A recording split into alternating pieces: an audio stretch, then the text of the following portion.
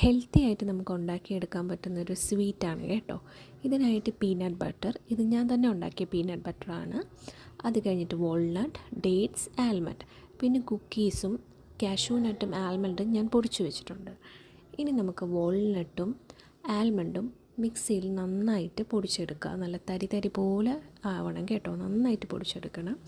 അത് കഴിഞ്ഞതിന് ശേഷം നമുക്ക് ഡേറ്റ്സ്, വെള്ളം ഒന്നും ചേർക്കരുത്, വെള്ളം ഒന്നും ചേർക്കാതെ നന്നായിട്ട് അരച്ചെടുക്കുക മിക്സിയിൽ. ഈ ഡേറ്റ്സും ഈ നട്ട്സിൻ്റെ പൗഡറും കൂടി നമുക്ക് നന്നായിട്ട് മിക്സ് ചെയ്തെടുക്കാം.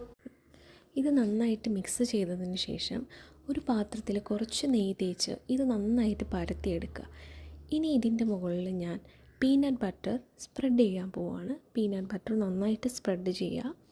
പിന്നെ ഞാനിവിടെ എടുത്തേക്കുന്ന കുക്കീസ് ഉണ്ടല്ലോ, അത് നോ മൈദ, നോ ആഡഡ് ഷുഗറിൻ്റെ കുക്കീസാണ്. ഒരു ഹെൽത്തി ഓപ്ഷൻ ഞാൻ ചൂസ് ചെയ്തതാണ് കേട്ടോ.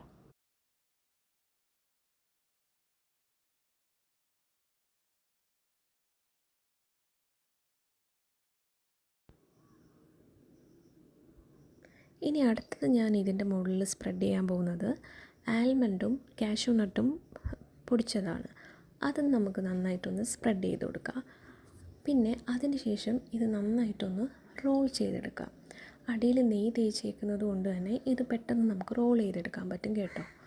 അങ്ങനെ ഇത് പതുക്കെ പതുക്കെ റോൾ ചെയ്തതിന് ശേഷം ഇത് ഞാനൊരു 10 മിനിറ്റ് ഫ്രീസ് ചെയ്ത് കഴിഞ്ഞാൽ നമുക്കിത് കുഞ്ഞു കുഞ്ഞു പീസായിട്ട് കട്ട് ചെയ്തെടുക്കാൻ പറ്റും.